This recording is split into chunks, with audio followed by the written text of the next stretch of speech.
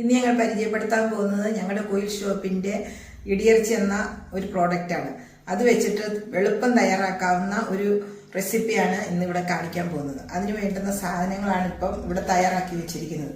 പ്രധാനമായിട്ടും ഇടിയിറച്ചി, ഒരു ചെറിയൊരു ബൗള് ഇടിയിറച്ചി, അതിന് വേണ്ടുന്നത് 2 ചെറിയ സവോള, ഇഞ്ചി വെളുത്തുള്ളി ചെറുതായിട്ട് ചതച്ചത്, 2-3 വറ്റൽമുളക്, കുറച്ച് കറിവേപ്പില, പിന്നെ കടുക്, ആവശ്യത്തിന് എണ്ണ, ഉപ്പ് ആവശ്യത്തിന് ഇതിനുണ്ട്, വേണമെങ്കിൽ മാത്രം ചേർത്താൽ മതി.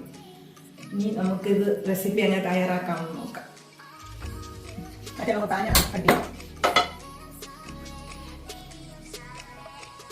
എണ്ണ വെച്ചു,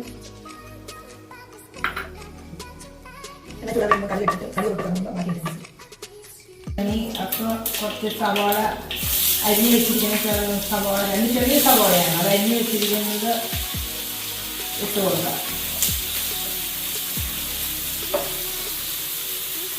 കൊടുത്ത് കുറച്ച് കറിവേപ്പില,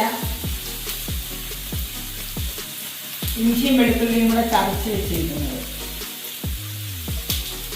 പിന്നെ ഒരു 3 വറ്റൽമുളക് ചെറുത് ചതച്ച് വെച്ചു. ഇനി ചെറുതായിട്ടൊന്ന് വഴന്ന് വന്നു കഴിയുമ്പോൾ ഇറച്ചിയും കൂടെ ഇട്ട് കൊടുക്കും. ഉപ്പ് നമ്മൾ ചേർത്ത് കൊടുക്കാം. ഇറച്ചിക്ക് ആവശ്യത്തിനുള്ള ഉപ്പുണ്ട്, അതുകൊണ്ട് സവോളയ്ക്ക് കൂടാനുള്ളത് മാത്രം നമുക്ക് ചേർത്ത് കൊടുക്കാം. ഇനി ഇത് നമ്മൾ പിച്ചി കയറി വെച്ചേക്കുന്ന ഇടിയിറച്ചിയാണ്, അത് നമുക്ക് ഈ സവോളയിലേക്ക് ഇട്ട് കൊടുക്കാം. പകുതി മൂപ്പാകുമ്പോൾ അതിലേക്ക് ഇട്ട് കൊടുക്കാം. ഈ സവോളയ്ക്ക് അത് വരുന്ന ദോണം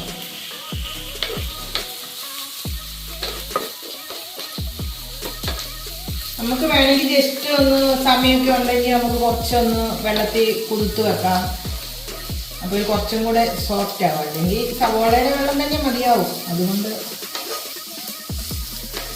ഇറച്ചി ഉണങ്ങി കിട്ടും.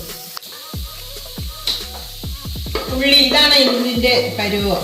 ചുമന്ന ഉള്ളി ഒരു ബ്രൗൺ ഗോൾഡൻ കളറിലായി, ഇറച്ചി ഉണങ്ങി.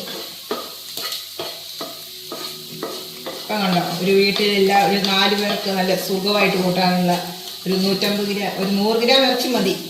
അതും 2 ചെറിയ സവോള ഇട്ട് ഇറച്ചി റെഡിയായി. ഇനി നമുക്ക് ഒരു ബൗളിലേക്ക് മാറ്റാം.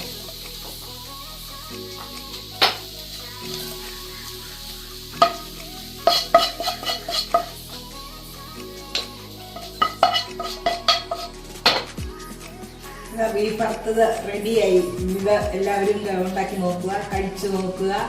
അത് കഴിഞ്ഞ് അതുപോലെ തന്നെ ഞങ്ങളുടെ ഒരു പ്രോഡക്റ്റ് സെയിൽ ചെയ്യുന്നുണ്ട്. ഞങ്ങൾ ഉണക്കിറച്ചി ഇടിച്ചു വേണ്ടവർക്ക് ഇടിച്ചു കൊടുക്കും, അല്ലാത്തവർക്ക് അല്ലാതെ ഞങ്ങൾ ഉണങ്ങിയ അതുപോലെ തന്നെ കൊടുക്കും. എല്ലാവരും ഞങ്ങളോട് സഹകരിക്കുക.